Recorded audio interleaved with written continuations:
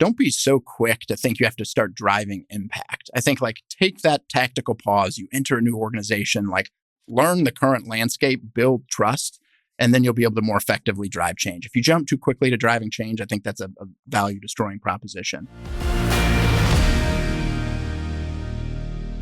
You sent in 3 things that were interesting, and this was usually I don't even go here with guests, but I thought this was a really interesting one. You said, while I was in the Marine Corps, I was most proud of the peer recognition that I received, specifically finishing the Marine Office Basic course with peer-selected leadership standing out number 1 of 288 Marine officers. So my first question is, what did you learn about leadership in the Marine Corps? And like, what do you know about leadership that most people don't know? A couple comments on it. First, I think the Marine Corps is one of a few organizations left where like, imagine your peer evals if you had to rank people top to bottom, and then you had to tell them like you're number 40 out of whatever. And yeah. But I think that type of just honesty and candor, I think allowed for a lot of development for young people like me. I don't know, this leadership thing for me has not been easy, and I've stumbled a ton of times. But I think continuing to be honest with your own limitations is a big part of being a good leader, and then recognizing when you have work to do on yourself. So in the Marine Corps, I was actually kind of surprised when I ended up getting selected by my peers. And I think about like what allowed me to do that maybe, and maybe what led them to select me among those peers. And this is at the basic school. So all new Marine officers go there 6 months, infantry-centric training, and you get ranked in leadership, physical fitness, academics. And the leadership piece is top to bottom. You rank all your peers 1 to 288. Wow. And they ranked me that, I think, because anytime someone asks you to do something, I never mailed it in. I never did it half-assed. And if I was tagged to fill a role or fill a billet, I was committed to putting my best foot forward every time and making sure that I didn't disappoint people. And that when I committed to doing something, people knew it was going to get done, and not only going to get done, but going to get done at a really high level. And I think that's something that people observed over time. It actually compounded because I would get picked a lot when you got selected as like a company commander in a training environment. You get to pick a lot of people on your team. And I would always get picked, and it would have been really easy at the time to be like, man, this sucks. I just want to coast. It would have been great to have not gotten a billet this week and just sit in the back. But every time I never mailed it in, and kind of had the way I say it is like I had to earn my right to have that seat on the bus every time, and I wasn't going to not earn it. Was that self-taught, or was that taught at home by dad, by mom? Was that something you learned once you got there, or what mindset kind of got you there? I don't know if this is, I was not like before joining the Marine, I was in college, and at college, it's like you have to pick a degree, and that's going to dictate what you do the rest of your life. I was a bad student. And this was during the surge in Iraq, 2008. And I was reading the stuff in the news. And I was just kind of going through the motions in college. Got my economics degree, was a A-B student with putting little effort into it, and not happy with like not wanting to go work in corporate America. And I think, so I don't know that I learned it there, but what I knew is like, I loved teamwork. I loved competition. I played sports every season, wrestled, football. I loved just being on a team and driving towards a goal. And like when I was, I watched the Marine Corps commercials. I still haven't got to kill my dragon with the sword, in the commercials, but I was sold on the ethos, the culture. And when I signed up, it didn't disappoint. For a young person, nowhere else in the world can you go at 23 years old and get that level of responsibility. So when did you know you were going to the Marines? Like, so this wasn't like as a kid, you always dreamt of going. This was kind of like, I'm kind of an average college student, just fumbling through, don't know what I want to do. This seems like the next best step. That's it. I would probably spend more time in the gym than I would in the classroom. I was really into fitness. Yeah. And in between your junior and senior year, they had it's sort of like a spigot that the Marine Corps turns off and on based on the troop needs, the demand for officers. So they had the spigot open for officer candidate school. And it's basically like an internship, but it's kind of like boot camp for officers. It's 12 weeks.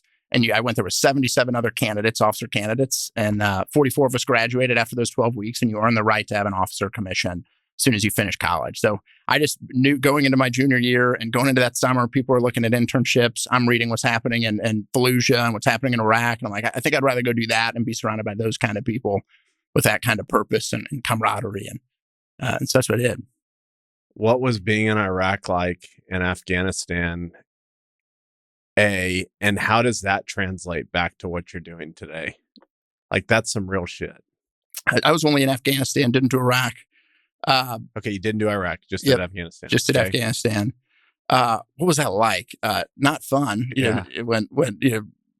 everything that you would imagine. But so I was at a little patrol base, spent most of my time at a base with about 50 folks or so, and you're just embedded in these communities. Yep. I spent time in Helmand province between like an area called Musikela and Sangen. Not a very nice area. People don't like us, right, down there. And but it was what you'd expect it to be. I mean, the thing is, like, again, where I was a human intelligence exploitation team leader, so like led the teams that would conduct interrogations and then develop informants. And that was a great career choice for me in the Marine Corps because it really gives you a chance to shape the battlefield. You're not necessarily the one that's saying, let's go kick in the door here and move here, but let's understand what our objectives are and make sure we're sort of moving in that direction to accomplish those objectives. All right, give me like an example. Like you hear X in an interrogation and it leads you to do Y. Yeah, like the saying, right, in the intelligence world, intelligence drives operations, right? And so you have to determine what village are you going to go clear? Where are you going to do a cordon clear? Where is there a weapons cache that you need to find? And so that's what you're finding. And even more importantly, like who told you where an ID is, or how can you make sure you find those things before they get us, right? And it's just a neat way to feel like you're impacting the battle space beyond just kicking in doors. So that's basically like business. Like the better intelligence you get, the more strategy you know how to make. Yeah. I didn't even know that was a job in the Marine Corps, by the way. Like I joined the Marine Corps thinking there was one job. It's like everyone's an infantry Marine. And then I got to the basic school and I learned there's like 50 jobs. There's logisticians, there's admin folks, there's comms folks, communications folks. And I ended up being at this bar one night and a warrant officer, so someone who's been in the Marine Corps for a long time, was talking to me, started telling me about this job. And I was like, well, that sounds really different. And so I changed my selection at the last second and was one of two Marines that got that designation out of That's awesome. the company. So, all right. So you served. When did you get out? 2014. Okay. Did you go get your MBA first, or did you go to Wells Fargo first? I jumped right into the MBA program. Was married. Wife was working full time. Great way to test your marriage. Be a full time student. You know, in your late 20s while your wife's working full time. But it was great. It was a great natural pause in your career to go back and retool. I mean, heck, at that point, I'd forgotten everything I learned in undergrad. Yeah. And so and when you go back to college at that stage of life, I talked about not knowing what the heck you want to do when you're 20 years old. Yeah. You have a little more clarity when you're 28 years old and you start to hone in on sort of interest. And so I approached the MBA program very differently than you approach undergrad, where it's like, I'm here to learn. Did the idea of eventually taking over your father's business start while you were in the Marines, or did it start while you were getting your MBA? Or did it start when you were a kid? Like, was this predestined? Yeah. No, on the contrary.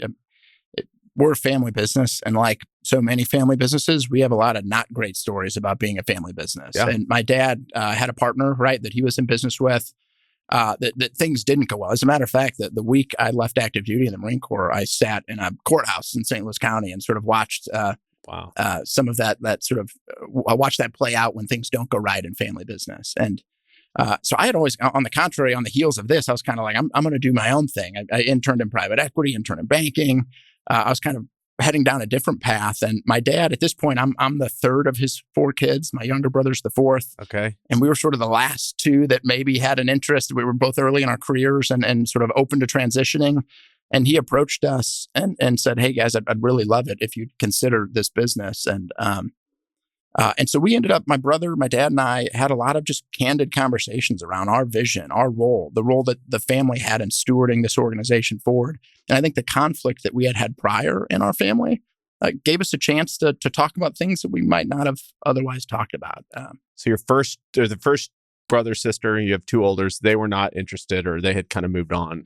Sister was a physician in Iowa, brother's an attorney in his career underway. And it was just down to my brother and I. Okay. So you took over in 2016. When did that conversation happen? Like 2015 or 2016? Yeah, 15, 16, the conversation was evolving. And at the end of the day, my dad, he really wanted this to happen. And it was his goal to prioritize the interest of the business above everything else. If we didn't come into the business, he told us, I'm just going to give it to the people that are here on the team. That's his mindset is, in our industry, for background, Chris, it's people think HVAC, plumbing, electrical, these sleepy old businesses, and the residential service and retrofit side.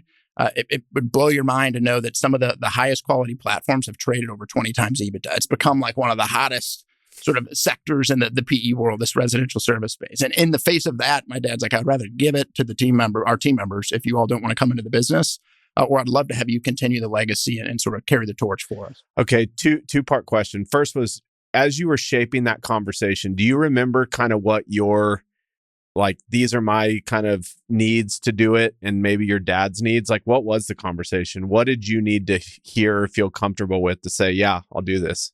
There's the economics piece, because we bought the business for my dad. Yep. So there was the economic component. And by the way, he still works in the business today, and I hope he works in the business till he's 90, right? He's awesome. And I'm honored to be able to show up to the office every day. That's so awesome. And work with him. But we talked about what the economics would look like from a purchase price perspective. But then we talked about like transition, authority, control, the strategy for growth, and did his vision align with ours? And candidly, you hear often in family business about the patriarch or matriarch who never takes the keys with them to the grave. They're 95 years old, retain control. They're still approving $50,000 purchases in their business. And my dad's the complete opposite. We are so blessed where he's like, I trust you. I want to empower you. You two are competent young men. You can make decisions. And so that transition happened very quickly, which was something that was important to us. Yep. And unfortunately, I don't think we disappointed them in the outcomes we were able to create. And be clear, what's the partnership with your brother? Is it 50-50? Is it 50-50 down in everything? In our operating business, the business we've acquired since, all the real estate, investment, everything we do is 50-50. And what's the age difference? Like a year? Two? I'm 2 years older. Okay. I'm 36. He's 33. Yeah. Okay. And then just give a flavor for, it was a $10 million revenue business at the time. What did that look like? Give a picture of what a $10 million HVAC plumbing business looks like at the time. Yeah. Step into it. 40 team members, single location. You've got your trade teams. Then you've got some department leaders, trade leaders in the business. And then you've got maybe a bookkeeper or accountant. Yeah. And then you've got the GM or the leader that's running it, but maybe some salespeople in there too. Okay. And then you said aligned on the growth plan. If you hit your budget this year, you will 14x'd it in 6 years, 7 years. Yeah. Was that the growth plan, or was it a more mild growth plan? Like I would imagine you weren't sitting there in 2016. You're like, hey, we're going to 14x this thing over the next 8 years. And everybody's like, okay, go. Yeah. No, was that the plan? No, the growth plan was more around a commitment to reinvesting the fruits of our labor, the success we had back into this organization, and seeing how that could compound and unlock value over time. We were blessed to join 2016. I can't take a lot of credit for what we've done. I can take some, right? The team can take a ton, but we joined a best practice organization called Nexstar Network. And it's kind of unique when I ask folks about it in other industries. They're like, nothing like this exists. And what it is, we're a member-owned organization. So we own 1/950th of this organization, Nexstar Network. And it exists to serve its members. Every dollar of dues it collects, it's full. They hire business process experts. They hire trainers. And they create what I call like a process playbook that touches every part of our business, from how we interact with customers in their home to what we do in our call center to how you prioritize calls when they come in. So we got this playbook. Which by the way, 2016, I remember thinking I was pretty smart. I'm like, I'm a Marine. I just got my MBA. I must know a lot. And who's this guy from Nexstar saying I can learn from him? And it was almost the biggest mistake in my life to have let my ego not allow me to make that decision to join Nexstar Network. So we got this playbook, and we just started implementing with rigor around all those processes in that playbook. And what we were very clear to do is we started getting momentum and getting wind, going from 10 million to 13.5, 13 to 18, 18 to 23. We started to, as we stacked up wins for the business, we said, we got to stack up wins for the people on our team who are embracing this change and driving these results. And so the year we went from 10 to 13.5, we started paying 100% of health insurance premiums for team members and their entire family. So today, that's almost $18,000 per employee that we pay just for their health insurance. Wow. And we've continued to just add on to that each year as we've had those successive, strong outcomes for the business. We've been able to then double down on our people. What'd you call it? You called it Next something? Nexstar Network. Is that different? Somebody brought this up and I was digging through it last night. Tugboat Institute? Tugboat Evergreen? Yeah. Tugboat has a special place in my heart. And in this world, so in this industry where everyone's getting consolidated. I mean, in my market in St. Louis, 14 of our competitors have been bought in the last 24 months. Yep. Like everybody is getting acquired. And every event you go to, people are talking about, did you hear about so-and-so? He got 10X, he got 15X, he got 100 million, he got 250 million. And we're sitting there like, I have zero interest in these partnerships and we want our head down and we're going to create value over the long run. How do I find people that think like this? Yeah. And I found the Tugboat Institute, which it's another membership organization. But it's kind of like a YPO where the common denominator is everybody is committed to purpose-driven private ownership. Yep. So you go to these events and you're in a room with people who are talking about unlocking value and the value creation process, not over a 3-year fund life cycle, a 5-year fund life cycle, but over decades. And that changes the way you think about your business and the way you invest in your business. Okay. So did you always know that you say purpose-driven kind of long-term? Was this the plan from the beginning? Like what made you be interested in this type of ownership? I don't think I certainly didn't have the foresight in 2016 to say this is exactly what we're going to do. But I've observed as the landscape has changed over the last 7 years since I've been in this seat. And it's amazing to see how the industry's evolved, the effect that consolidation has had on all stakeholders, not just looking at shareholders, but the people on those teams, the communities where these businesses are operating. And I began to think and see a path that nobody was traveling down, but a path that I think you could build a really incredible business if you stay true to sort of this purpose-driven long-term private ownership. And candidly, there's a lot of people I'm talking to in the space who haven't yet sold to private equity who feel the same way. Yep. It's created a unique opportunity. I've been surprised at the level of inbound interest we've started to get where we tell our story, we talk about our commitment to private ownership. And there's folks maybe like my dad, but they didn't have kids. They didn't have a succession plan. They don't have a team internally that's ready. And some of those folks are reaching out and looking to us as an alternative to traditional private equity. All right. We're going to get into M&A in a bit. I just want to go back. So, all right. You have a meeting with your father. This is going to make sense. I'm going to partner with my brother, which is just awesome. I mean, how many folks and families get to do something like that? You show up give me the first year. You show up day one. I love this question. What did the first year kind of look like? Shadowed my dad initially. Literally sat in his office. It's like, what do you do? How are you operating this business? And that was a great experience. I was just there to learn. Yeah. And I think that's something I've learned in the Marine Corps. You check into a unit too. Don't be so quick to think you have to start driving impact. I think take that tactical pause. You enter a new organization, learn the current landscape, build trust, and then you'll be able to more effectively drive change. If you jump too quickly to driving change, I think that's a value destroying proposition. So that's what I was doing. I was learning and then concurrently trying to understand this Nexstar playbook and implement it. And first blunder I made with Nexstar was I thought we brought this trainer on site. We taught this. We have this service system process that we subscribe to that we expect all of our field professionals to, when they show up to a customer's home, deliver this uniform, high quality, great service process. So we sent everybody through this 3-day workshop. Trainer went home. Everybody did the process for about a week. And then a week later, I was like, everybody's not doing it anymore. But I sent them to the training. And it was a good leadership lesson that not only do you have to equip folks with those tools, but you have to have frontline leaders and you have to have managers who can reinforce and sustain and create a level of accountability that didn't exist in our business. So it was kind of a swing and a miss in my first attempt at Nexstar. Okay. So was that the first inflection point where you were like, okay, if we can do this, we can start growing? Yeah, I mean, we saw the results right away. We were a business that had no process, right? I mean, we cared a ton about, and to my dad's credit, the hardest journey is going from 0 to 10. I tell him that all the time. I couldn't have done the 0 to 10 journey, and I think that's much harder than the journey we've been on. But he was an engineer by background. He was an engineer that went to trade school in the 80s. After being a professional engineer, people thought he was nuts. And then jumped in a service van to run HVAC calls. So we had a business where we had this foundation of incredible technical knowledge and expertise, but no business process, no structure.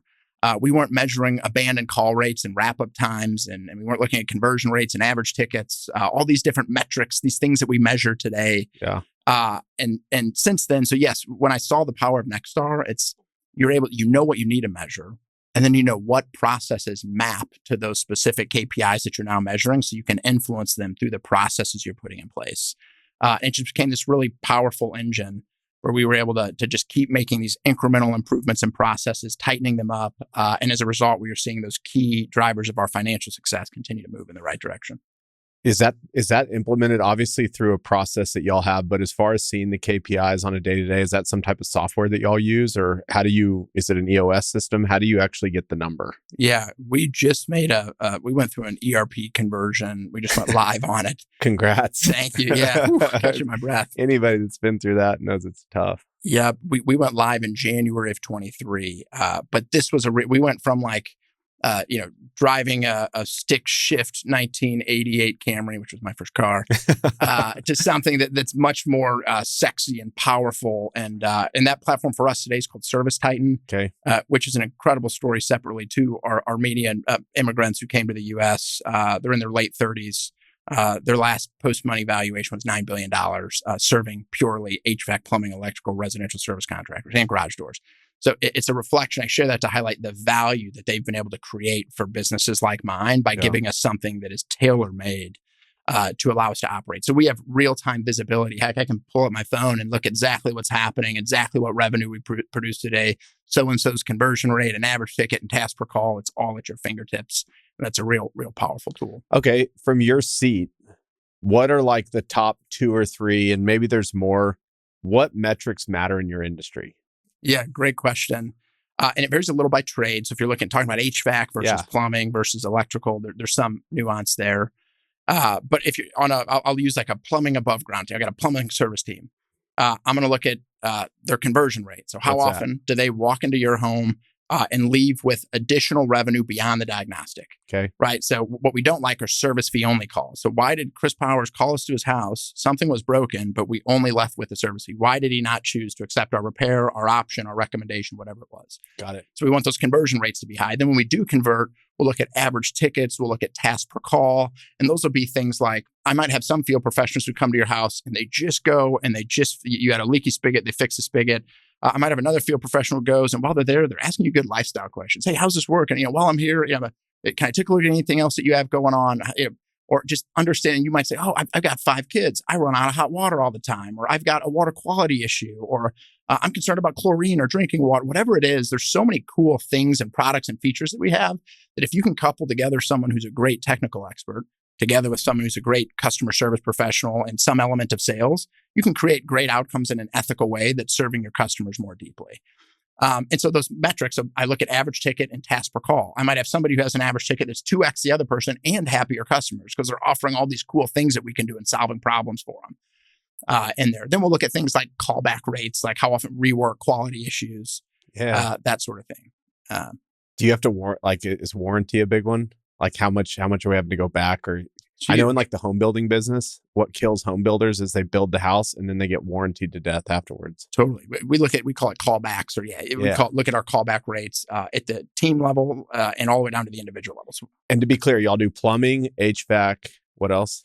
Electrical, all in St. Louis, and plumbing, HVAC, electrical in St. Louis are in Nashville. We also have appliance in St. Louis. Those are all under the Hoffmann Brothers brand. And then we have a roofing business in St. Louis. Roofing Exteriors. Was it always called Hoffmann Brothers? Obviously, there wasn't brothers at the time. What was it called before y'all? My dad had a brother. He did? Remember that family business story? Yeah. Okay. So you're implemented. How we kind of talked about the first inflection of growth. Let's call it going from like 10 to 30 million. And was that growth just organic growth where you were just growing within the existing business lines, or did you take on plumbing or HVAC and that's how you grew? Like, when did you start adding services and really growing the lines that you had? Yeah. Hoffmann Brothers was entirely organic. When I talk about our 2024 budget, 141 million of that, 121 of it is Hoffmann Brothers, that core business. So organic 10 to 121. Yeah. And then the roofing business is that last piece. So you're getting into roofing. I think it's an attractive opportunity, and PE is pouring in. It's in the early stages of consolidation. Your question again? I kind of am thinking of that 2016. You guys took over. You kind of said we went to 13, 18, 20 over that was an inflection point. Like, what got you from like 20 to 100 or 30 to 100? Was it the same strategy just year after year, or were there things that started to change as you got bigger and more sophisticated? Yeah. Nextro has a great playbook up to 20 million or so. Okay. And I think the playbook becomes a little more cloudy after 20 million, how you scale and what infrastructure looks like, what roles you create. Yeah. And I think going back to those leadership lessons, I've tried to maintain like a really honest outlook on like, when am I the right person for a role or the seat I'm in? And if I'm not, how do I get people on our bus who are going to execute these functions far better than I can? Yeah.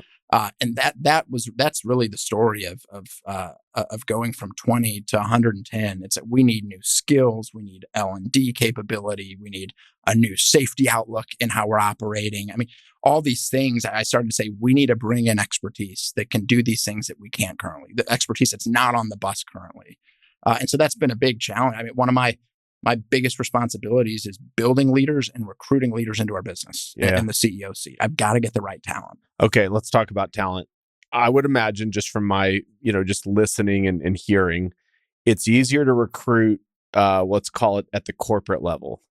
Let's talk about plumbers, electricians, HVACs. What you hear is nobody wants to get into them anymore. It's a dying industry. It's hard to keep people. They're becoming expensive. Let's spend like 10 minutes on labor. How do you think about this issue? This is like what makes the best is there's a lot of things, but being able to retain labor, pay them really well. This is the juice. Yeah. And I think this is an opportunity for us to differentiate ourselves among our PE-owned competitors and the way that we can create an experience for our team members that truly values them and their contribution and invests in them. No secret, skilled trades, huge shortage, giant issue. COVID only exacerbated that. I think it accelerated some folks leaving the workforce. These jobs in the skilled trades today, within 4 years out of finishing high school, you can be making over $100,000 with incredible benefits like I described, free health insurance. We have an 8% 401k match. You start with 15 days of PTO, 9 holidays. On your 5th year anniversary, you have 20 and 9, right? So 29 paid days off.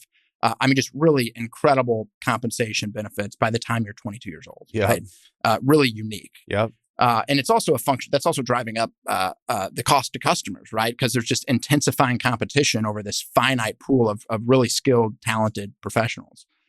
So if people are solving it in different ways. If we're competing, we can both just keep trying to differentiate based on compensation, benefit, fighting for the same labor pool. Right. But we're saying, well, we got to start expanding this pie. And so one of the ways we're solving it now, Chris, is we bought a 40,000 square foot school.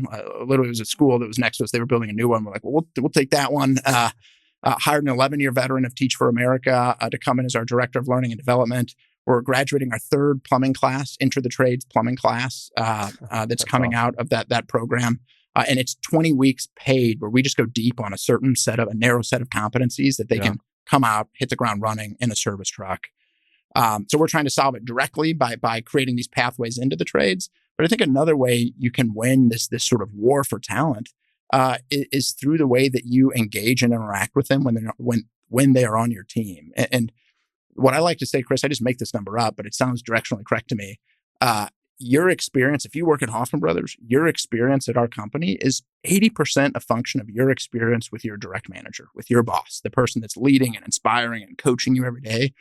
And so the question we ask is, what are we doing to make sure that those frontline field managers, the most important role in our business, those frontline managers throughout our whole business, know what it means to be a leader at Hoffmann Brothers? How do you coach? How do you have a difficult conversation? How do you set goals?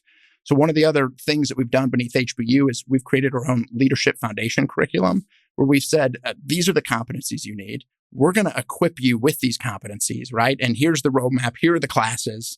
And I think for our team members, it's awesome, right? You're a field manager. Used to be an individual contributor. What made you successful as an individual contributor is entirely different than what's going to make you successful now as a leader. Yep. But don't worry, we're going to help you do that. Here's what you got to do. And so that's how we're thinking about retaining and attracting talent. That 80% of their experience that they have is going to be from people that we've said know how to lead and inspire and coach. Is that HBU, Hoffmann Brothers University, different from the school? That's like leadership training that you run. There's entry level, the school you bought, and then HBU is like leadership training? It all fits under HBU. Okay. HBU has those 3 pillars. Enter the trades. One is career acceleration. So for folks that are already on our team, how do we build and enhance their skills in their sort of technical field? And the third is the leadership foundation pillar. Did the Teach for America guy build those other components, or did somebody else build the 2 other components that you mentioned? She was a key part of it, Lorna. Okay. Yeah, she from the design and strategy stage, she was involved in saying, this is what we think this needs to look like. And at the end of the day, we're a good sized business, but we're not a huge business. And we have a finite budget for L&D. So the question, learning and development. So the question we're asking is, if we're going to spend whatever it is, $1.5 million in L&D, where are we going to get the biggest bang for our buck? And where does the business have the greatest need? Because we can't just go 100 miles an hour at the 10 different things we'd like to do. Right. I'd rather do 3 really well. And so that's what we're focusing. How long did it take to build the program out? A couple years? Year? Not a full year. I would need Lorna spent a ton of time. So she's a curriculum design person by background, but we had to come up with all the learning objectives, partnered with a master plumber to go through that curriculum. So months, I think, but it was dedicated time. So you go through entry level, and then I think you said the second was called career acceleration. Yeah. Do you have to have been, call it a plumber, for X amount of years before you can get into career acceleration? Like, what are the different stages along the journey that you can take these classes? Yeah. We're in the midst of building a lot of this out. Cool. Just went online with a learning management system, but don't think of career acceleration as its own like linear curriculum. Got it. It's more of like a pool of course offerings. So if we have folks that need to learn how to work on boilers or geothermal, it's almost like a menu where you can select 3 credit hour classes, right, and enroll in those that meet a specific need or competency building. Okay, so y'all have built this. Do you think that the future, there's going to be more people in high school that are going to go, why am I going to college and spending all this money going into debt when I can be 4 years, by the time I would have graduated college, have no debt, a skill, making $100,000 plus and growing, career opportunities? Is there any light at the end of the tunnel that this could become a new shift and people thinking this is cool? I hope so. But, Chris, when I graduated high school, they were standing there at graduation, and they said with pride that whatever it was, 250 students, we have 100% college sort of placement rate, and everybody's going to college. And I think we need to change the way we think about the trades and change the way we measure success in high school, because I think one of the predominant success metrics is college placement rates right now. Why are we we're sending kids to, I'll pick on Mizzou, right, where my wife went. Mizzou's a great school, but you go there, you come out of there with a general business degree, and it's congratulations, here's a $60,000 job, and you'll get 3 to 5% raises for the next decade, right? Unless you get promoted and move. It's a very the financial outcome is it's very compelling to think about the trades. But I think society, you, me, everybody else, we need to change the way we look at and talk about trades, and high schools need to change the way they talk about trades. Now that we've covered some ground, let's just talk about how you, with long-term ownership, would run a business, purpose-driven ownership versus private equity. I love this question. So there's a business for sale. If you go buy the business, it'll look like this. If PE buys the business, it'll look like this. Yeah. Great example is HBU too. Like the return for HBU, it's a long tail. It might be 7 years. These are big investments, big infrastructure investments, big people investments, graduating these students that you're paying for 20 weeks. And then there's this ramp up period. I mean, your payback is sometimes years away for some of these decisions. And if you're in a fund, right, and there's this, structurally, they deploy capital and then they have to exit those investments. And what I've seen play out, Chris, over the last 5 years is, in preparation for these exits, I've seen operators, platforms sacrifice long-term reputation, right? They will cause long-term reputational harm for short-term financial gain. I mean, as you know, in the 12 months leading up to an exit, to a recapitalization, every dollar of cost you can strip out of the system, you're going to get paid 18 times for, right? Every dollar of value you can extract from a customer, you're going to get paid 18 times for. And so how does that show up for a customer? I've heard of some companies having goals where if you have an 8+ year-old furnace or air conditioner, the company's goal is to convert 50% of those into new equipment sales. Like, you can't tell me that is good for the customer in the long run. But if you're 12 months away from an exit, that long-term reputational harm, guess what? It's the next guy's problem. Yeah. Right. And I'm seeing those types of decisions being made. So zoom back out. When we're saying we're trying to build a business that maximizes value over decades, we're not playing these games of being constantly preparing your business for sale and limiting the investments we'll make in our business to those investments that only generate a return before that exit horizon sort of gets to you. So it just allows you to think about and operate your business in a very different way. Why do you think that it's kind of the running joke, but every MBA thinks they're going to get out of school and go start rolling up these service businesses? Like the HVAC roll up, plumbing roll up, that's like the flavor of the week. Why do all these people think they can do it? And what is the reality that they're going to be met with? Yeah, great question. One, I think that people love talking. Everyone's heard the multiples in the space. If you're a newly minted MBA out of HBS, you've heard about the 20x exit or the recapitalization vehicle that returned 20x multiple on first money in, right? And so people are just like these home services people. It's just people are drooling for their foothold. But the reality is, I think what helped me, I stepped into this business. Thank God I had grown up working in this business.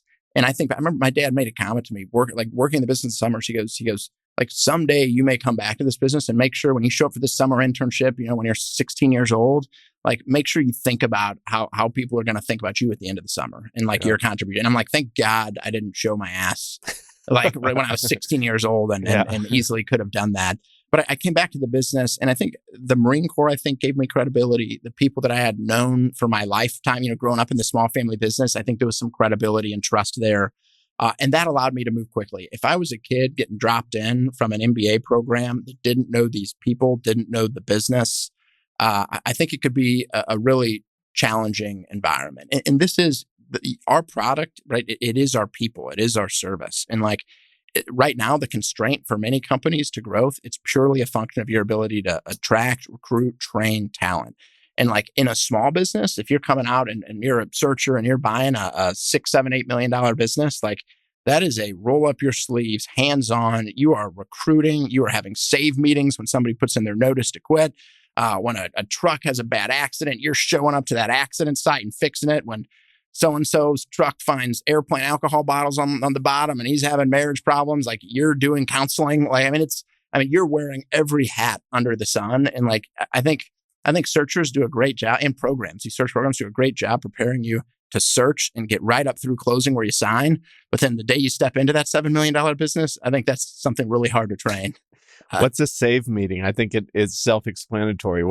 How do you describe a save meeting? Talent. So going back I've to never talent, heard of that. Somebody quits, right? And it puts in their notice, and you're like, that's a rock star. I want, that person needs to say, I still do it to this day. If someone reaches out to me, one of my managers, hey, so-and-so said they're moving on, they've got this opportunity, I'm like, set up a meeting, 7 a.m. tomorrow. I'm going to talk to them. And that's a save meeting. It's me saying, hey, I care a ton about you. What are you leaving for? How can we do better? What can I learn from this? Yeah. And a lot of times you can make them say, hey, you know what? I do want to stay on this team. And the fact that I care enough for some of these folks, right? Yeah. So these MBAs are coming out. Have they been successful in buying these? And are they working out, or are you going to end up buying a lot of these companies from MBAs that thought they wanted to run them? Because like you said, it's sexy to talk about running these things. The behind the scenes of these things, especially the smaller they get, is usually very sloppy. That's just the nature of small business. There's MBAs are entering into the trades in two ways. One is through the search fund sort of way that you're describing. The other is a lot of platforms. Their strategy, right, is to as they buy these businesses and want to exit or transition the founder out of the operating role, they're replacing them with these MBAs, sometimes in bigger, maybe in $30 or $40 million branches. They're dropping in the Ivy MBA. So a lot of Ivy MBAs are coming in under the PE umbrella to help operate locations. A lot are coming in through the search route to buy the smaller businesses. A little bit different game and a little bit different challenges there. I think that the folks, PE, who's going to have the hardest time, I think there were a number of folks, Chris, who are purely playing the multiple arbitrage game. Let me buy a lot of these at a low multiple. Let me put them together and let me sell them for more. And I want to hope the music doesn't stop before this I can do this and exit. Well, guess what? The music stopped in 2023. And I know of a number of these platforms that are really on the ropes and some that have had their creditors on top of them for default.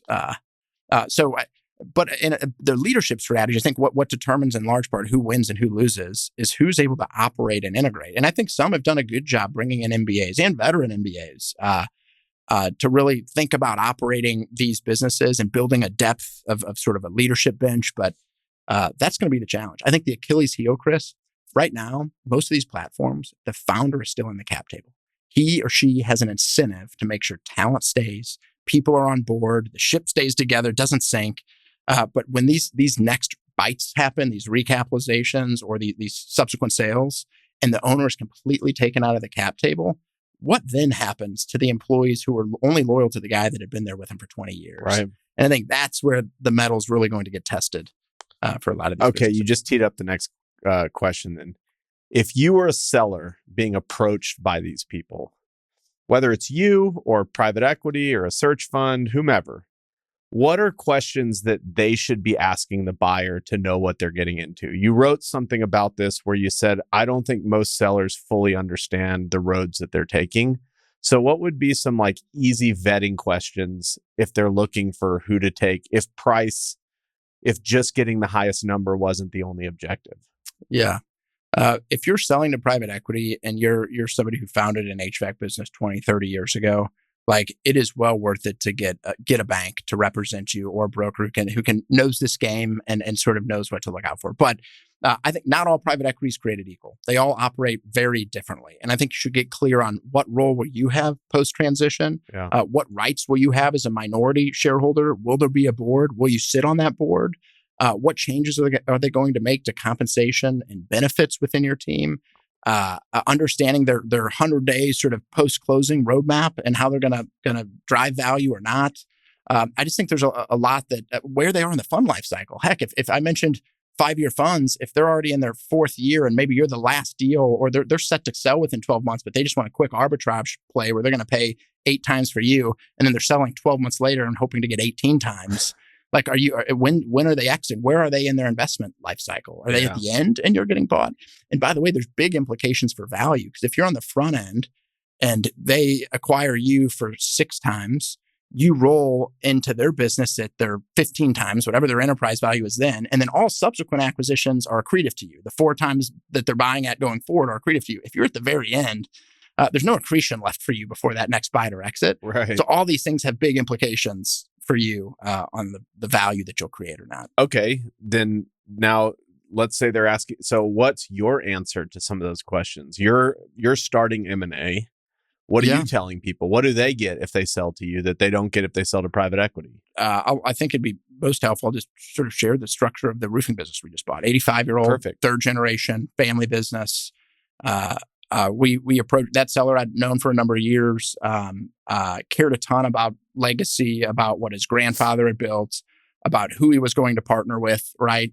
And so we bought a majority interest in that business, got control. We got clarity on what mattered to him. Did he want to operate? Did he want to be the manager? What were his limitations and shortcomings? I think the more you can be candid up front with each other and get clarity on, like, we say, here's what we're going to do post-closing. Here's our playbook. We know it works. Are you going to support it? It's going to be uncomfortable. There's going to be change. But as I mentioned a while ago, we'll be able to create wins for your team if we can execute on this thing, for everybody, if we can execute on this thing. And so in this case, we brought in another GM, lined up a leader because he's like, you know what, that's not me. I want to be involved, but not in that way. That's not me. So we brought in a GM, helped him find talent. Then we bought that majority interest. And for him, the mechanism for him to get that sort of second bite, if you will, since we're not going to sell, there's 2 ways he can get a return on that minority interest. One is just through pro rata distributions. We're going to grow this thing like crazy, like we know how to do. Yep. We're going to generate a lot of cash and we can distribute it and you'll get your pro rata share. The second way is we just created inside of the operating agreement a formulaic redemption option. We're going to use this EBITDA multiple. And anytime after a 3-year lockout period, you want to sell, we'll go ahead and redeem. And we'll fund within 60 days. That remaining, whatever piece of that remaining interest that you want to sell.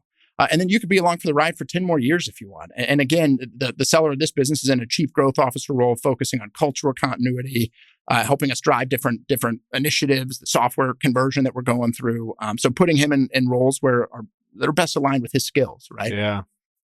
Okay, you said we're really good at growing these things. So how big was the roofing company? It was like 10 million? Yeah, ended up being 12 this year. Okay, great. Exceeded 12. expectations. And you're like, we're going to get to 20 in a year. Yeah. And you're really good at this. And we've already talked about it previously, but like, what's the growth plan for the roofing business? Yeah. So when we were doing due diligence, we're looking at sort of those metrics that we look at in our business and saying, where are they today and where do we think we can move them to? And I'll start with sort of the lead gen funnel. Unlike HVAC is hyper competitive if you want to get leads. If you get on Google, Chris, and search air conditioning contractor near me, in DFW, some contractors will pay up to $150, $200 for that click.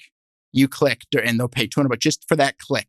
on their Wow. website. So paid search has become prohibitively expensive. I actually think it's no longer the best marketing strategy in B2C home services, but that's separate topic. Yep. So for them, they were spending 0.25% of their gross revenues of that 12 million on customer acquisition spend. So they're not spending any money on marketing, and they're doing $12 million from being in the market for 85 years and having a great reputation. So immense low-hanging fruit around lead gen, demand gen.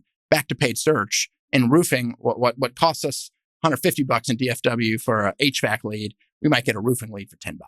Okay. Right. So different ball game to get those leads in the top of the funnel.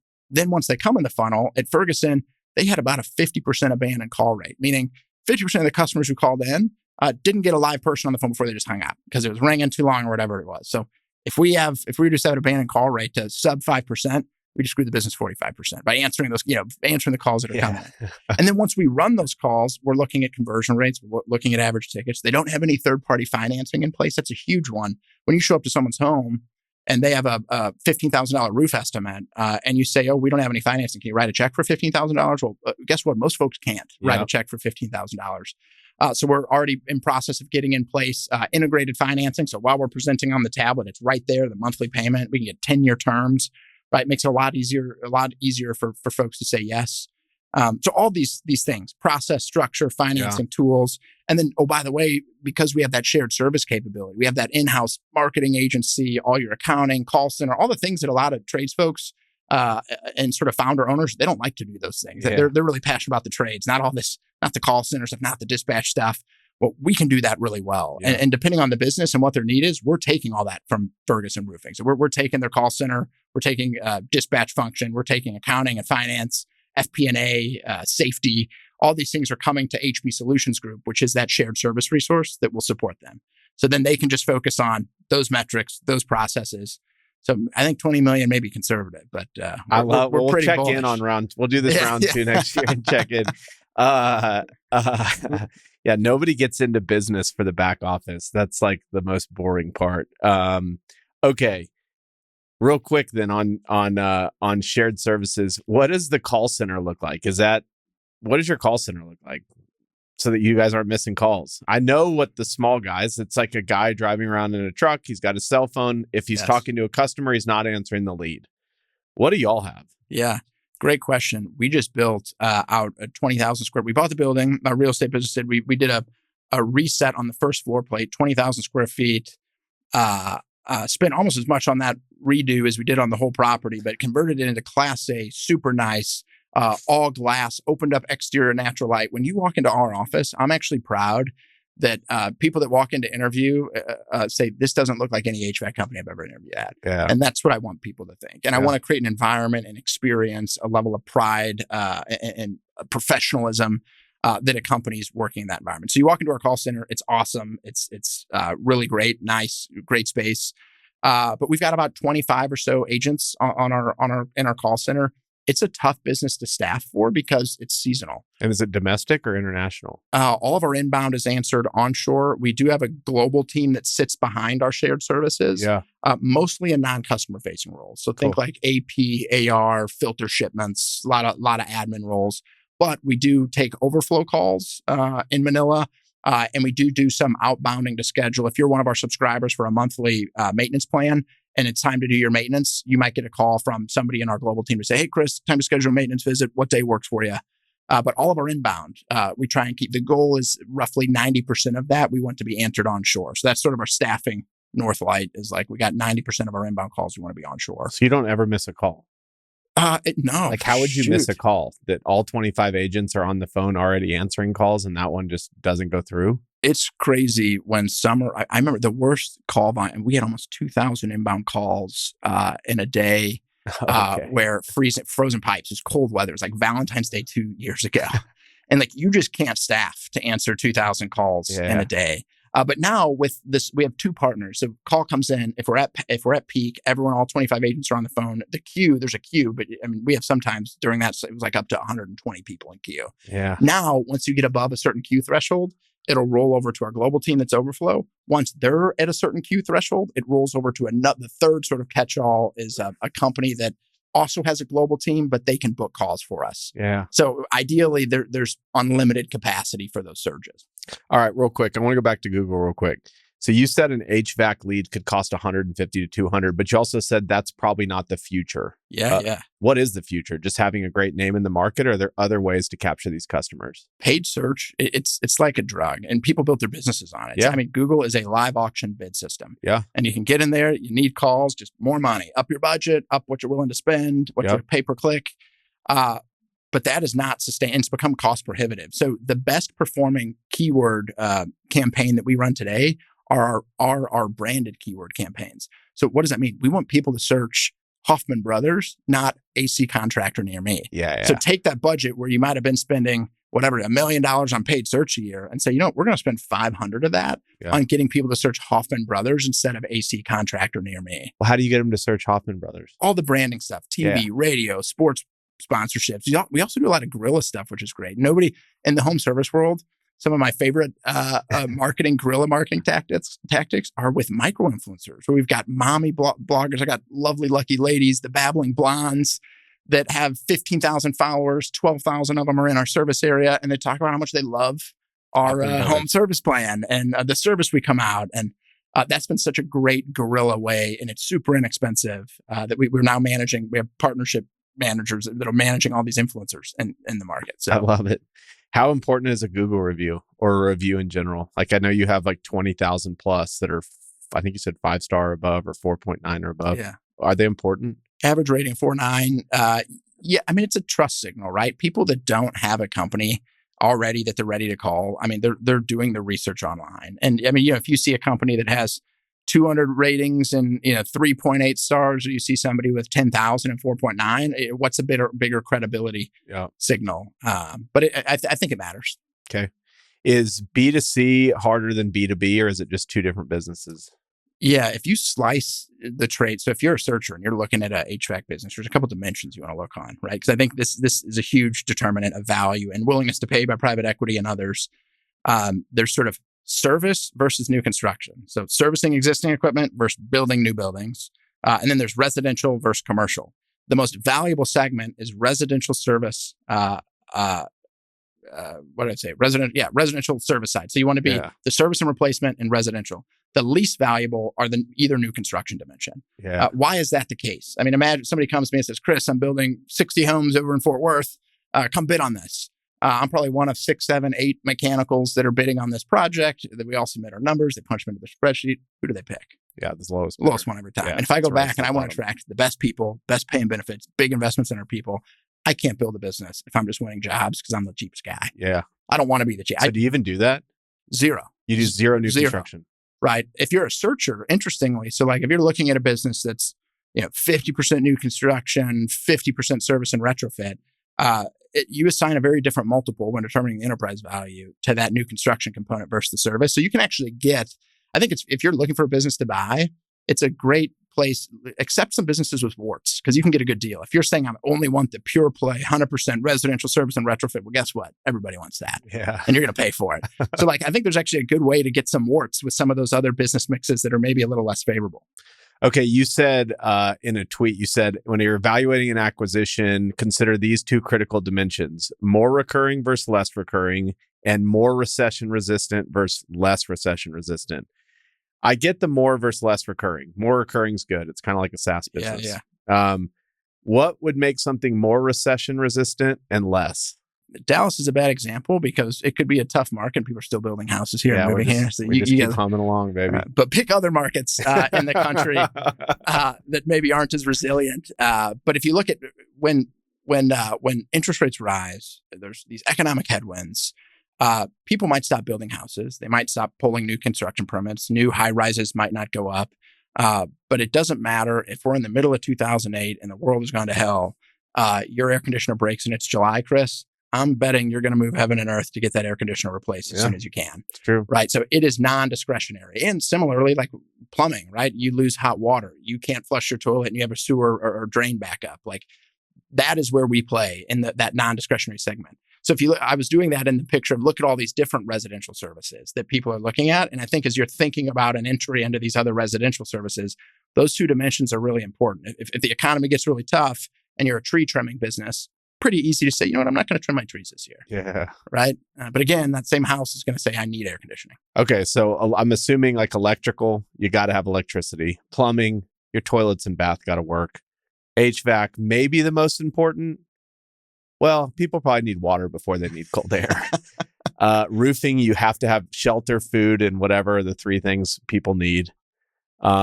Are there any other interesting lines that fit that less recession that we haven't mentioned yet? Or do you not want to give up the playbook? Yeah, no, I think there's a lot. And by the way, it doesn't have to be. I'll pick pools. Pool, maybe you could say is maybe exposed to some cyclicality, but maybe pool owners are typically higher income, and things would have to get pretty bad for you to say, you know what, I'm going to stop cleaning my pool right now. Yeah. Or so I think there's still. I like pool service a ton. There's been some big successful players in foundation repair, pest control. That's another one. People hate bug. If my wife sees a giant bug in our house, where she's on the phone instantly, and they're coming out again, right? So I think there's a lot of good home service verticals where the demand remains pretty strong. So the pest control sales method is to go at midnight when everybody's asleep and drop cockroaches next to the house, and it's a low cost way to get customers.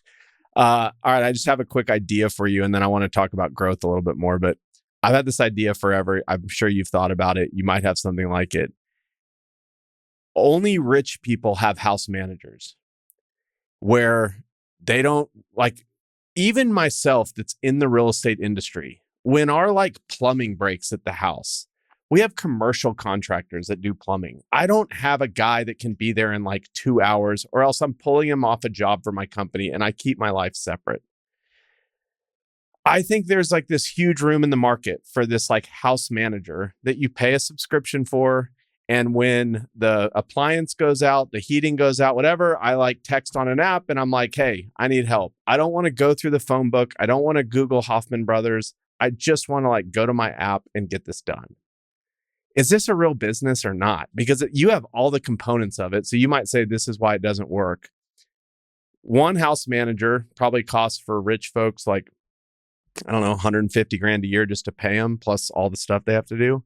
If you could spread that out across 30 houses, I would probably pay $300 or $400 a month to have on-demand fixing of my pest, my air filters, my everything. Is this a real opportunity? I think there's merit there. I just got back from Colorado, and we were at a house, rented a house there in Breckenridge. Yep. And they're doing it in short-term rental. They have property. These folks that own these houses are dealing with everything in the house, but it really sits just to that investment property sort of rental market. But for sure, that model, I think, absolutely could be adapted. Why do people not have property managers for the houses that they live in that they own? It doesn't make sense to me.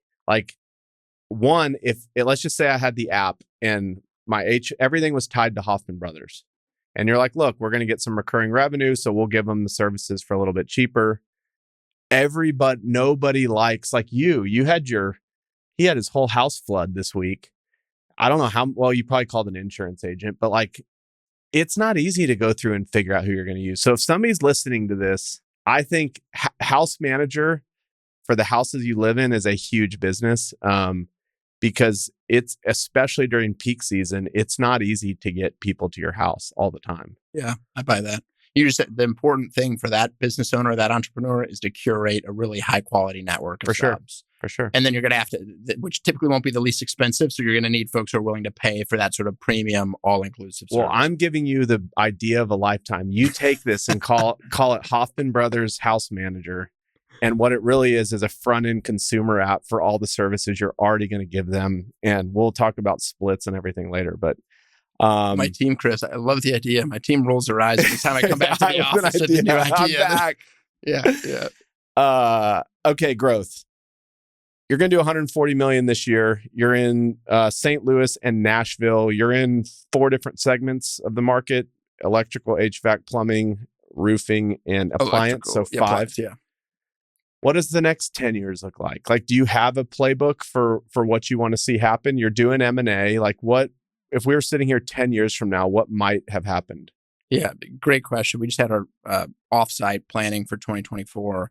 And this acquisition thing's new for us. We did the first one, but At the end of the day, we are capital constrained, right? Yeah. So we're going to be very selective. So you're never going to bring in outside We're money. not bringing in outside capital. Okay. Which means I have like an internal leverage limit, and that leverage limit for me is 2 times cash flow leverage, right? So I get total bank debt up to 2 times my EBITDA on a pro forma basis if we're looking at an acquisition.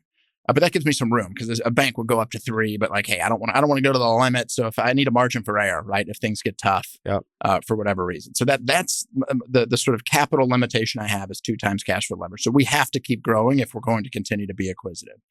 We're very low, almost no debt other than some vehicle debt. So we're in a great, well capitalized to say we've got a lot of room with those 2 turns now to make some good things happen. But I care less about.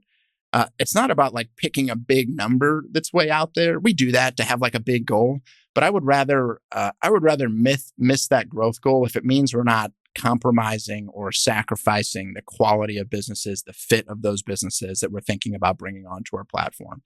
The other piece I say, even when you look at organic growth, I don't want to grow so quickly that culture, quality, reputation become casualties on the side of the road. And I think it's easy to do that as you grow quickly. So it's how do we govern it and make sure that those 3 things remain really strong and really healthy while we also balance this sort of high growth outcome. And that's a tough thing to do. So to answer your question, 10 years from now, I hope we've stayed true to that and that we're still positioned as a premium, high quality organization with a really strong culture.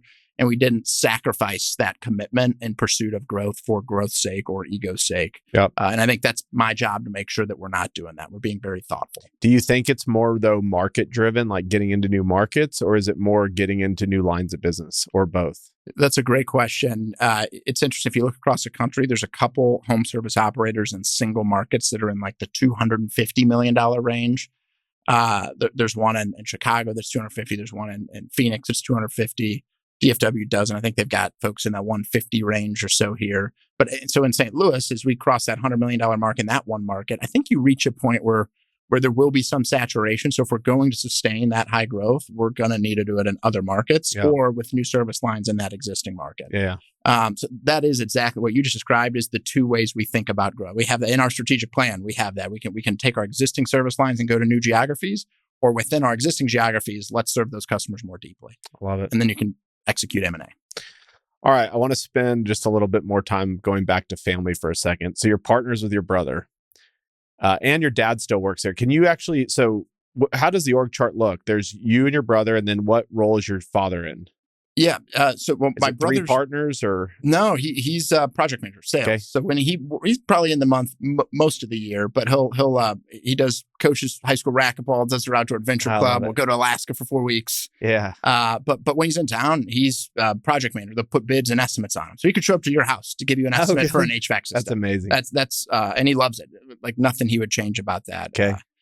My brother's one of my 6 direct reports in the business, in the CEO seat. And the good thing in a family business, we're 50-50. And to make things simple, we say, you know what, Joe, we're going to compensate each other equally from a W-2 perspective.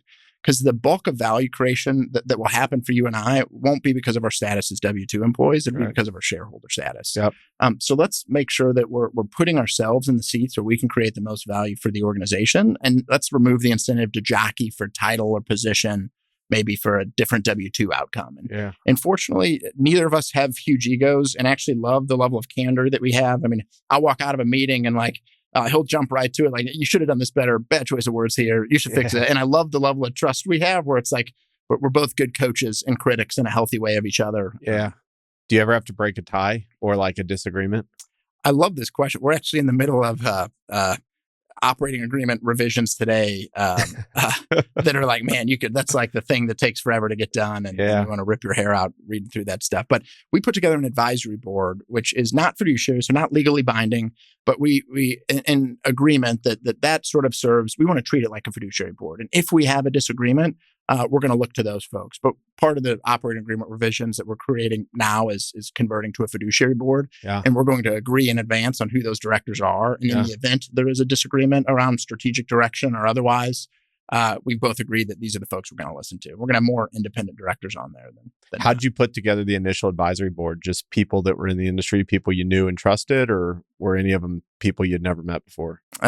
Some that I've never met before. Okay. And what I said, okay, here's where we're sitting today. I think I put it together, we're like 50 million. Yeah. And I'm like, here's where I aspire to go. What knowledge gaps do I have that might prevent me from getting there? Or what expertise do I need to make sure we get there in the right way and as quickly and efficiently as possible? So then knowing that these are the skills I need, I looked out and said, who the heck has these skills and who's really good? Who are the leaders in the space in our market in St. Louis or in the region? And then I either called folks or through my network said, hey, I would love to get a phone call with this person. And we put together a board of people and everybody but one said yes on the first go. Someone out of town said, I'm too busy. Get lost, Chris. But it's great. And I told them, we sat in the first meeting, Chris, and I go, listen, I didn't put this board together so you all can sit here and tell me how pretty my baby is. Like, yeah. I want you to point out all the warts. What are the things I need to fix? Where am I failing? What do I need to do better? And that's the tone we have going into these meetings is let's challenge me, push me. I haven't gotten a performance review since I left the Marine Corps, but I want it, right? For me to get better, I need someone to point those things out and challenge and push. Yep. I love it. Okay. You are let's call it a permanent company. It's not going anywhere, which means you're going to have two choices: pass this down through the family or turn it into an ESOP or something of that nature. Maybe there's more choices that I'm not thinking of. How old are your kids? 4 and 4 months. 4 years. Does your brother have kids? 1 and 1 due in February. Okay. So this would be like very far out planning. But a lot of questions that came in were like, how does he already think about succession? The answer could be like, we're not thinking about it yet. Yeah. Do you have a succession plan when you think about this as a company we're not selling? 2 ways to answer that are interesting. One, as we're doing these operating agreement revisions, it's great to do them before there's names in the boxes. When you're talking about what's required if a family member is going to enter the business, it's great to do that before we're talking about my daughter Penny. Right, before there's names in those boxes that you're talking about. So that's a fun way to think about and get aligned on those things before you're making those decisions. I think earlier is definitely better. There's a third way. So you mentioned ESOP. You mentioned, what was the other one? Family taking over. Family taking over. Marketing team doesn't like that one because I have 2 daughters, and if they had to change it to Hoffmann sisters, it'd be a lot of work.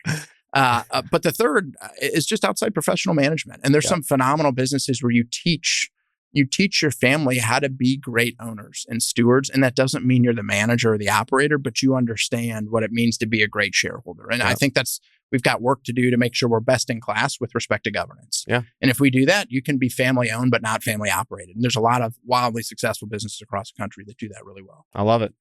You've been really good. I've just picked up since here is like, if there's something you're trying to do, you've found like maybe not an institution, but a company that is good at training you on doing X. So a company that's good on training you to be a good shareholder, a company that's good at teaching you to be a purpose-driven company. Next Star, right? Yeah. Tugboat Next Star. Yeah. So when you have these ideas, do you just go to Google and go, there has to be something here that exists? Or do you find out through YPO or just through people that, hey, these things exist? Because I haven't heard of any of these. I've heard of different ones, but usually I've heard of some of these. And you're talking about killer companies here that I've never heard of. How do you find them? Yeah.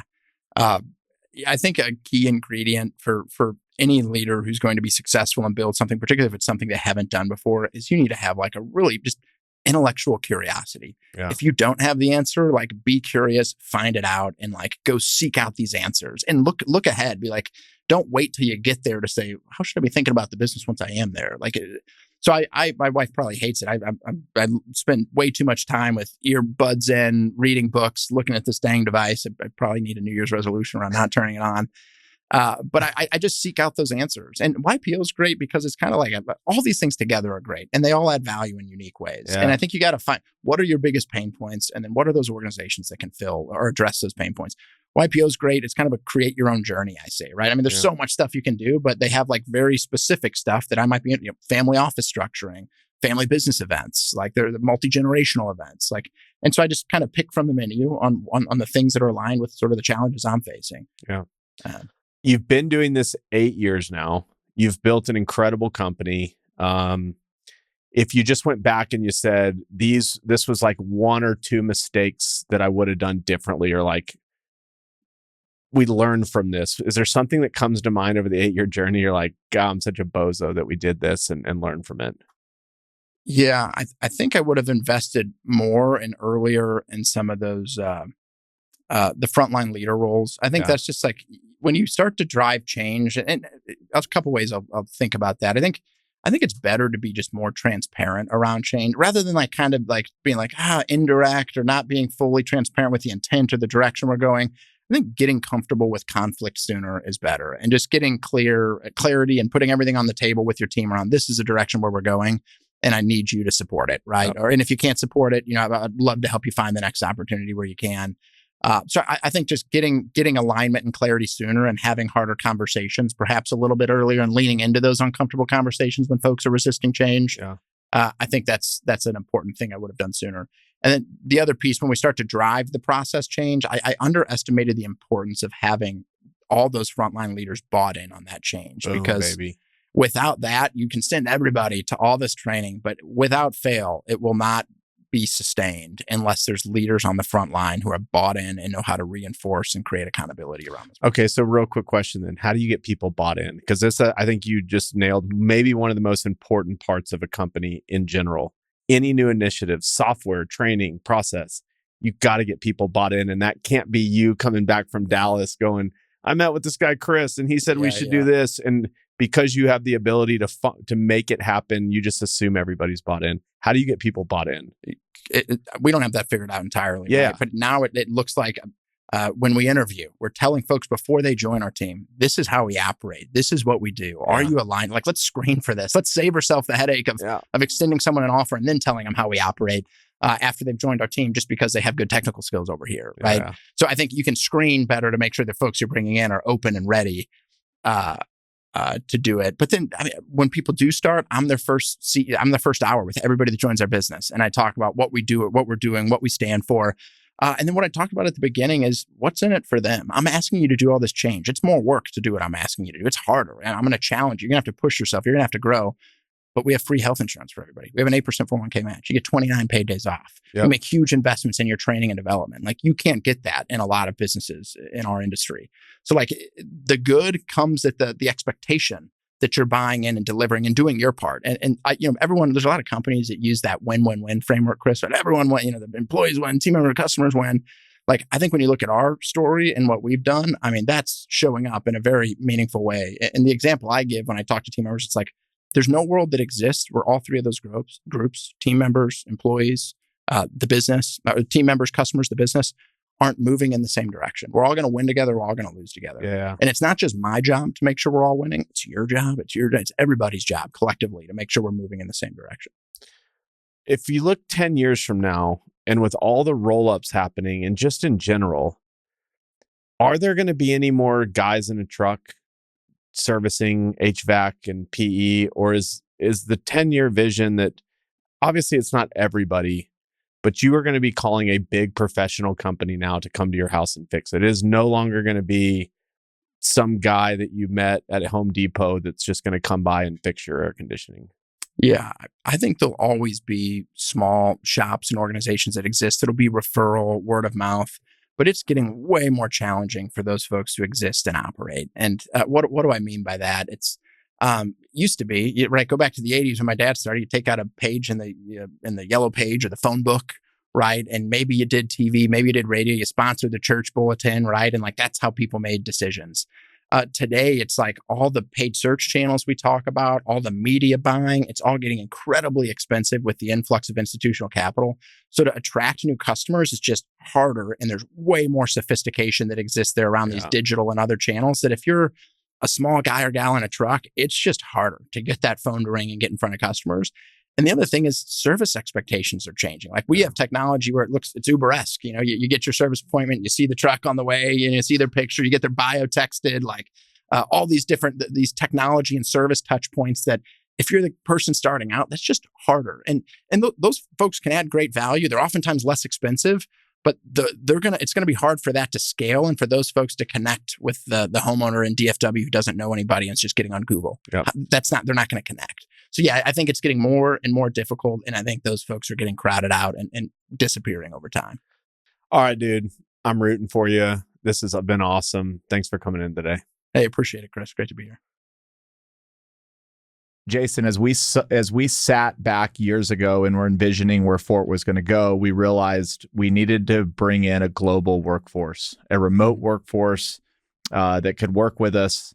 And a few of the reasons why were obviously cost, which I think is the first thing that comes to everybody's mind.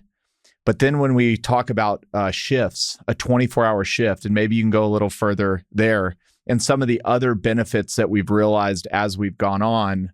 And now we sit here today in 2022. At the time we first had this was maybe 10 employees. Now we're at 46. Mm-hmm. And as you think about the next chapter and how we're scaling, it's almost inconceivable that we would do it without Relay Human Cloud.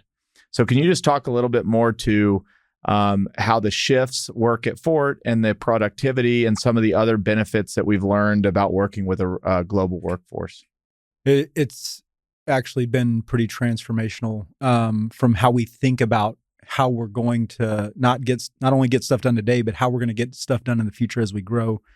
And so when you start going down that path of thinking about you're going to start working with people on the other side of the world, right? There's a lot of questions that come up. How are we going to do it? How are we going to train them? How are we going to manage them? Who's managing them? All those things come up. What we found with Relay Human Cloud was that all those thoughts had already been taken care of, and that we could focus on what type of talent is there that can join our team. Does it fit our need? And once we saw that all that thought and energy had already been put into the operational part of managing and running a team, and the thing that we focus on here locally, then it was just a matter of finding the talent. And what I think that Relay Human Cloud has done really well is find a lot of great talent. And, these are people that are highly educated, that can provide a ton of value to a company like ours that otherwise we can't find here. And obviously it's at a high or a extreme cost savings compared to what we could find here. So what we started looking for was how could we supplement what we currently do with the team overseas. And it started off for us from an accounting perspective. We have a lot of these things that are repetitive, task-driven, that just never end.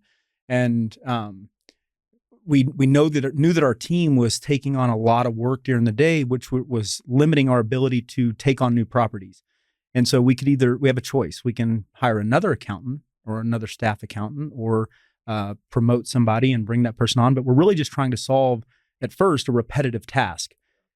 So when we reached out to Relay Human Cloud, we discovered that not only could we solve that problem, we could get a very qualified person that could not only do that, help support on a lot of other things. And so very quickly it turned into, we're trying to solve some repetitive tasks to bringing on more and more team members that were actually helping us grow our accounting department without having to bring on a lot of people here.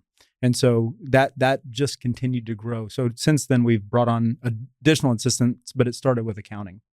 The benefit of having a team working globally is that you get the benefit of around the clock, and it never ends. And so because we have a team here working on things, obviously the time runs out during the day, but there's things that they're gonna come into work tomorrow, and they're gonna have to start doing that again. One of those things and a good example is cash reconciliations of every bank account. At Fort Capital, we have 50 bank accounts, and there's cash reconciliations that have to happen every day. Well, that was something that locally a team had to come into work and start working on every day. Well, that just means there's other things they can't start working on. What happened immediately with our team at Relay Human Cloud was that overnight they were processing all those. They were doing all that accounting work on the back end, so that when our team showed up in the morning, they could start on more important tasks that were happening locally, directly related to the property. And that allowed us to create efficiencies. And so that's just one benefit. We can go through an entire list of things that we have discovered that overnight can be done to help increase the efficiency of the accounting team. That extends beyond the accounting team. It also extends to the property management team, processing invoices. So Fort Capital, we have millions of square feet of industrial space across the country. And with that, you have a lot of invoicing that's happening at all times. You could name a million things, whether it's paying bills, contractors, tenants, whatever it is. There's a million invoices and that can all be processed in India overnight, so that when our team comes in, they're not spending their day processing invoices, which allows us to get to more proactive accounting measures, so that we're using our accounting team to actually push the company forward, not keep up with what's coming at us, right? And so we found a ton of efficiencies by having the 24-hour workday. So following that up, it was also important to us, because that could have been done anywhere, but we wanted it happening under one roof with people that we knew, that we worked with daily, that were part of our team. And so as you think about these people that are halfway across the globe, it still doesn't seem like it seems like they're in the next room over. Right. And that's a good point. And I think what's important to understand there is that this group of individuals that are working in India are working directly for our team. They are a part of our team. They're in our systems. They communicate with our team every day. They are not just an extension of our team, they are a part of our team. And so it is much, much different than if you go hire a third-party service out there in the world that you're asking to process invoices, who you're having to send critical or important data to that is, or might be sensitive, right? Information.